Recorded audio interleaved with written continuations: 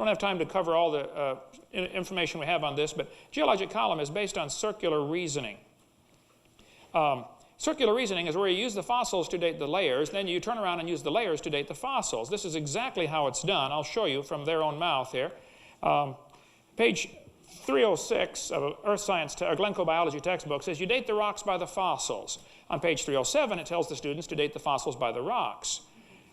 The intelligent layman has long suspected circular reasoning and the use of rocks to date fossils and fossils to date rocks. The geologist has never bothered to think of a good reply. There is no good reply.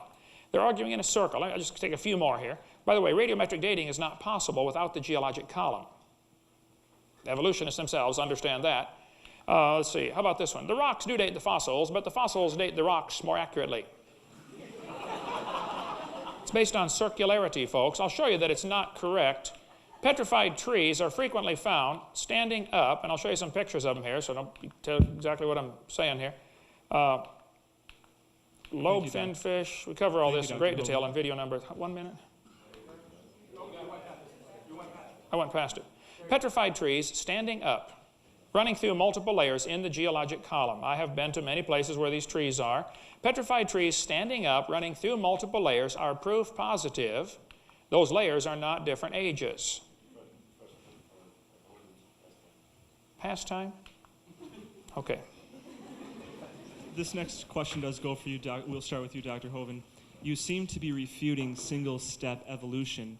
What do you have to say about cumulative evolution?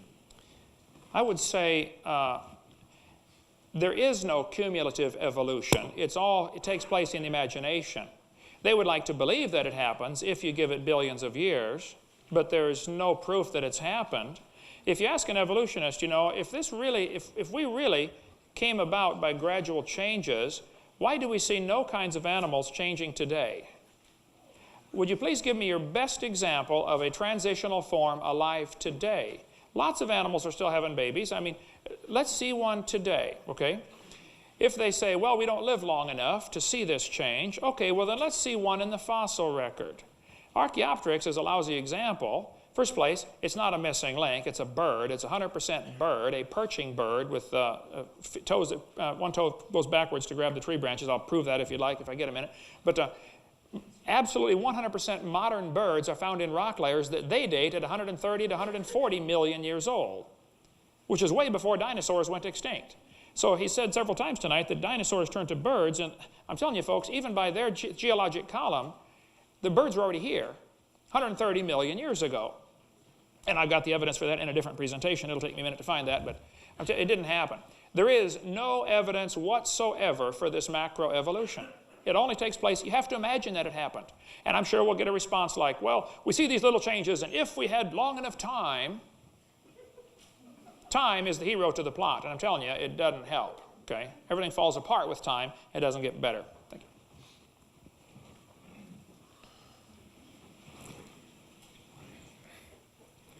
Let me address a couple of the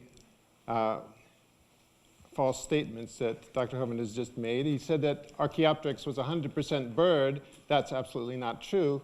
Archaeopteryx has many characteristics of reptiles and not of birds. In fact, most of its skeletal properties are those of reptiles.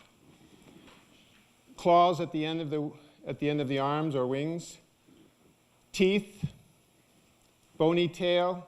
Find me a bird that has those, and then I'll admit that it's 100% bird. But until then, he says that dinosaurs couldn't have evolved into birds because the birds were there before the dinosaurs were gone. Well, so what? There were dinosaurs there 200 million years ago, and some of them evolved into birds 140 million years ago.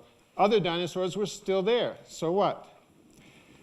Let me use the rest of my time to just point out that the so-called circular argument about the geologic column is totally false. The geologic column was not based on fossils originally. It was not based on evolution. He may have managed to find some really bad textbooks to quote, but no scientist no geologist would tell you that the geologic column is based on evolution. It was there before evolution was even thought of.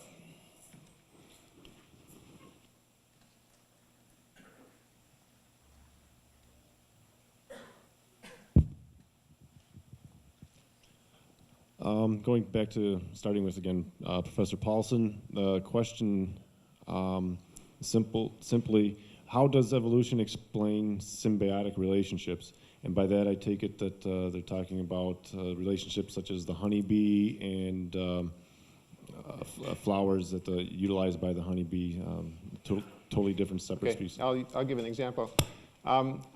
Again, I'm not an ecologist, so I don't know specific examples, but there is one example of an insect and a cactus, I think it is, that are totally dependent on one another. The cactus needs the insect for pollination. The insect needs the cactus for food. And the argument of the creationists is, well, how could they have evolved? Because if you took either one away, they wouldn't they wouldn't be able to survive. But all you have to think about is that in the past, some point in the past, there may have been several insects that fed on that cactus and several different plants on which that insect, several different insects that could pollinate that cactus and several different plants on which that particular insect could survive. But with time, some of the other plants and insects died out. That cactus changed gradually so that it became more dependent on just that insect, and that insect became more dependent on just that plant. So there's no contradiction. In fact, those are good examples of how evolution can work.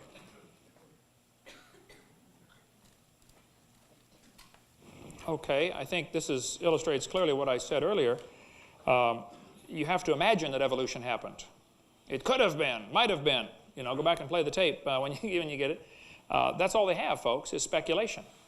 All you have to do is imagine there might have been another insect. Of course, we don't have any proof of this. This is my point exactly. Evolution is a religion. You have to believe in these things. There's certainly no evidence for it. The fact is, we do have an enormous number of symbiotic relationships. Termites cannot digest cellulose. They can only chew it up and swallow it. The critters that live in their intestines digest the cellulose. Now, those little critters cannot live outside of the termite, and the termite cannot live without those critters, so which one evolved first, and how did it survive without the other one? You'd have to go through all sorts of imagination of how, well, it might have done a different purpose, might have something else. Okay, you can imagine all you want, but this is my point. You're outside of science at that point. And just because a person has really good science in some areas does not mean he doesn't frequently try to sneak his religious worldview in with his science. And that's what's happened. That's what happens in all the universities, and it's tragic, and somebody ought to put a stop to it, and I'm working on it as hard as I can. And again, the hero to the plot was time, as if time is going to do it. How much time do I have left? We're leaving an awful lot of stuff hanging here, and I'd love to go back, and I've been accused of being a liar about 10 times tonight. I'd love to go back and get a specific example and stay on just one. But this article says, dinosaurs are alive as birds. USA Today, October, '99. Dinosaurs, they found a new missing link. National Geographic, new missing link, proof for evolution. A couple months later, oops, sorry, it's a fraud. This stuff happens all the time, okay? We can go through this a bunch if you like. Textbook says, dinosaurs turn to birds. There we go. Alan Fiducia, one of the world authorities on birds, said at University of North Carolina, Chapel Hill,